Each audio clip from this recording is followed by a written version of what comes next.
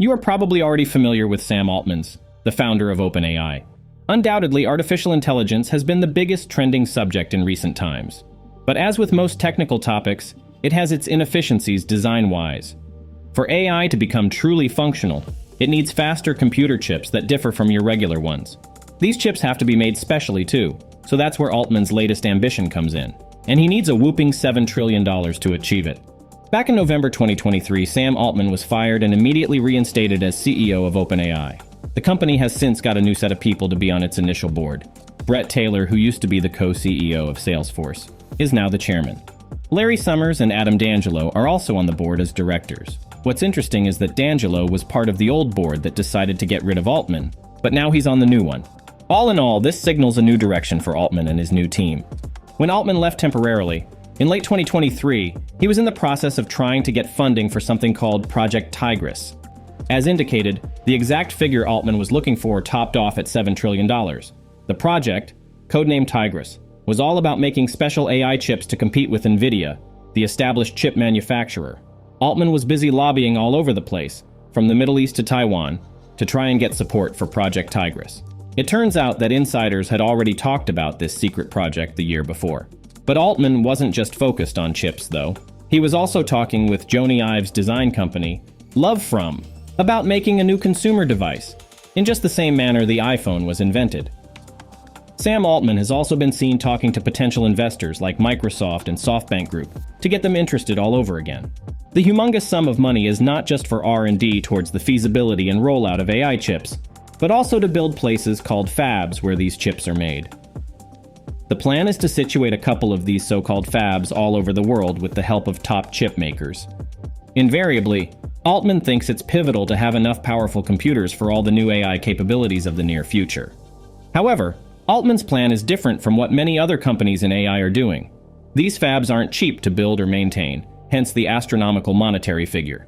The last we checked, we don't know exactly how big this project will be, or what exactly OpenAI will do with these fabs or the AI chips being churned out. But it's getting people curious about what the company will do next. Whatever the case, Altman's big dream, if you like, of getting money for these fabs could really change the future for both OpenAI and the whole computer chip industry. Separately, artificial intelligence is becoming really important for national and international security, so the US government is looking into ways to control the spread of AI-related technology. Since it's hard to regulate all types of AI, they're focusing on controlling the computer parts needed for AI. And that includes AI chips. Essentially, it's really important for the US and its friends to have good policies in place to make sure they can keep making these advanced AI chips. It's not just about staying ahead in technology, but also about keeping things stable and safe globally. No doubt, modern AI needs a lot of computing power to work well. These chips are made specifically to handle AI tasks quickly and efficiently, unlike older or general-purpose chips that can be slower and more expensive. So between government regulation and the appearance of profitability, Altman's work is cut out for him. In a related development, AI-related stocks have been getting a lot of attention because companies like Nvidia are speculating on big things for the future of AI. But there's more to the hardware as well as the back end of chip deployment. As with new AI systems like deep neural networks, or DNNs, having the right kind of chips is super important. Presently, chips like GPUs, FPGAs, and ASICs have been specially redesigned to handle AI tasks fast and well. They represent the industry standard for the time being. And that's the problem. These chips aren't getting much better at doing their job like they used to. In the past, chips would get twice as powerful every 2 years thanks to something called Moore's Law. But now they're only getting about 10–15% better each year.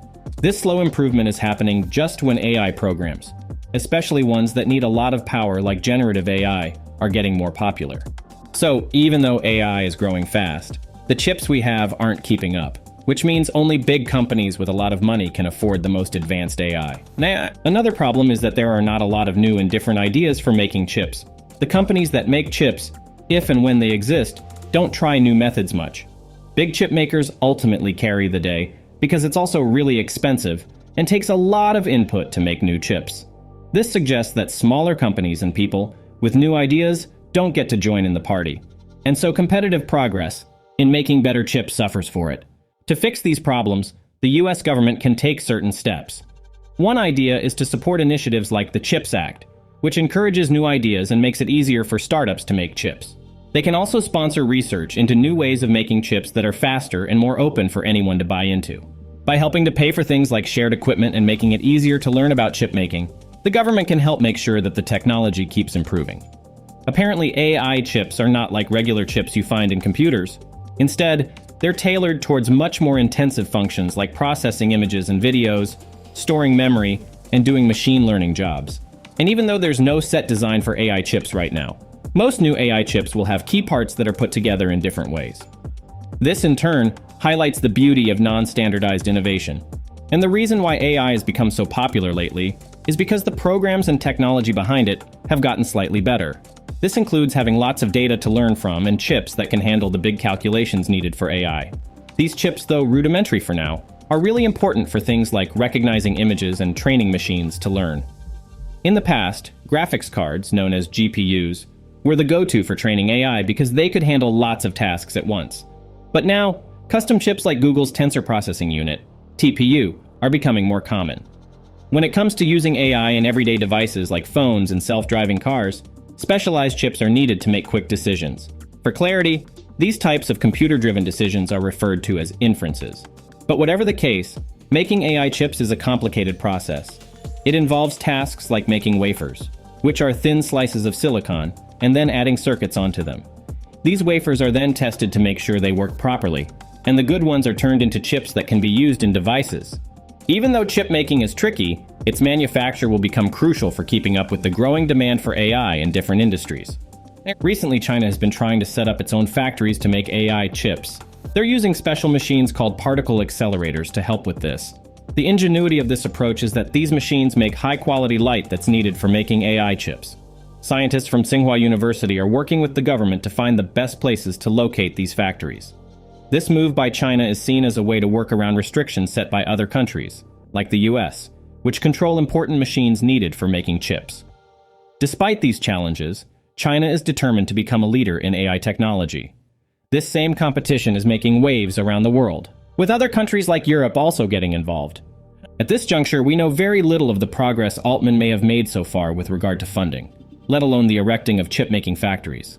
All we can say presently is that OpenAI definitely still has a long way to go. And going forwards, the terrain to be navigated is increasingly complex. There are simply so many variables to consider. But first, what do you really think of the future of AI? And by extension, will Sam Altman get his wish? Please leave your comments below, and thanks for watching.